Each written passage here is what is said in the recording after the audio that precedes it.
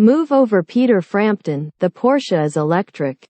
It's already been announced, more than half of all Porsches sold will be hybrid or fully electric models by 2025. And it's aiming for 80% of its lineup to be EVs by 2030 alone.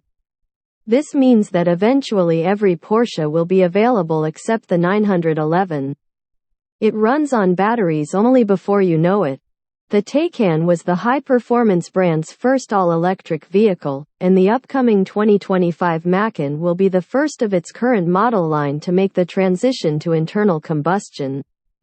To get a feel for what it's all about, Porsche offered us an early test drive of some Macan EV mules about a year before the new electrified compact SUV goes on sale. Which Macans did we drive? By the time we got to 4 different camouflaged Macan mules in various stages of development, they were already somewhat dated. Cars with newer hardware have already rolled off the line in Germany, most of whose software will be updatable via over-the-air updates. However, these Macan prototypes represented about 90 to 95% of what customers would experience.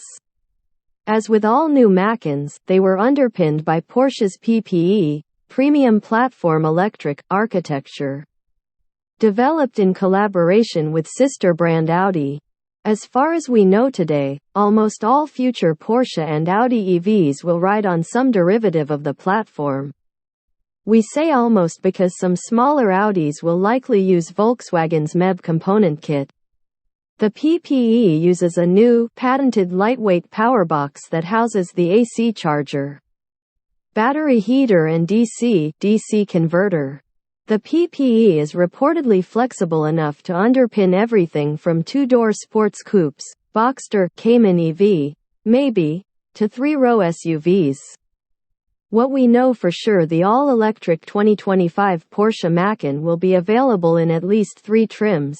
The base Macan, Macan S and Macan Turbo. Yes, everyone knows that electric cars don't have real turbos, we've already done that with the Taycan. The base model will be available in both rear and AWD and will be called Macan and Macan 4 respectively. S and Turbo models will only be available with AWD. There are 3 engines used for the new Macan. All 3 AWD trims use the same front motor, the Macan and Macan S use the same rear motor, and the Turbo uses a larger, more powerful rear motor. The base model has 13.8-inch brake rotors up front, the S model has 14.8-inch fronts, and the Turbo has 15.7-inch brake rotors. All models use 13.8-inch rears because the rear brakes don't do much under braking, especially in an electric car with regenerative braking. All US spec Macans will have air suspension. And not because Porsche doesn't want to offer customers cheaper steel springs, but because it can lift the car in off-road mode was the reason to fit the legal definition. SUV. Rear wheel steering is optional. The 2-speed transmission of the Taycan is gone in the rear engine. Long story short, with the new engines there is so much torque available at any speed that one gear works just fine. The rear motor is located behind the rear axle and there are several reasons for this.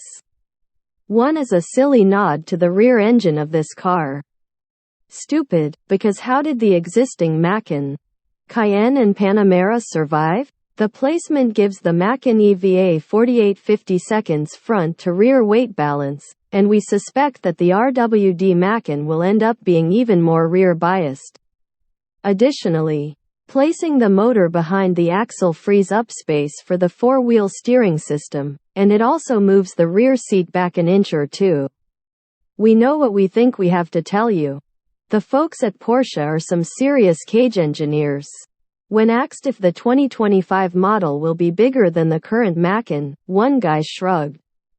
A few minutes later we pulled up next to the current gen Macan and pointed.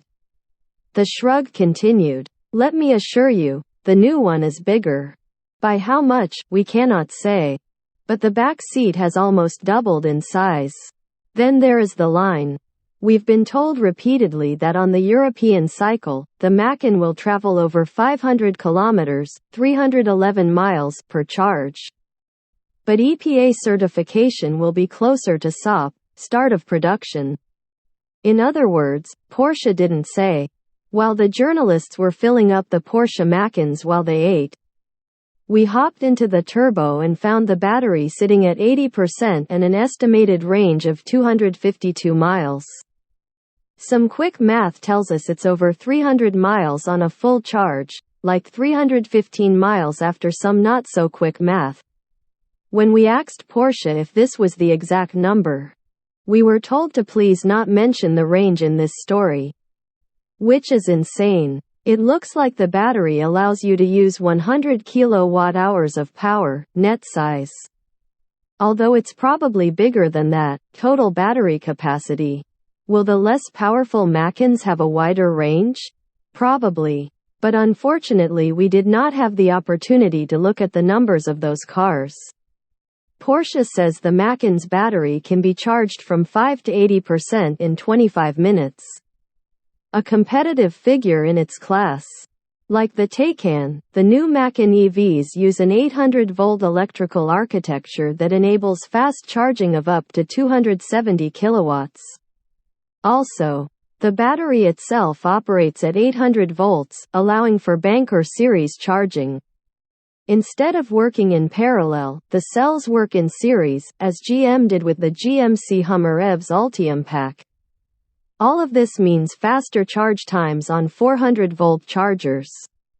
According to Porsche, the motors are permanent excitation PSM. Although this is somewhat redundant as PSM is shorthand for permanent excitation synchronous motor. The advantages of PSM-type motors are that they can be smaller and lighter than asynchronous or self-excited, brushless motors such as BMW. The downside is that they cost more. Porsche has confirmed that the Macan engines are both developed in-house and are smaller and lighter than the off-the-shelf engines used in the Taycan.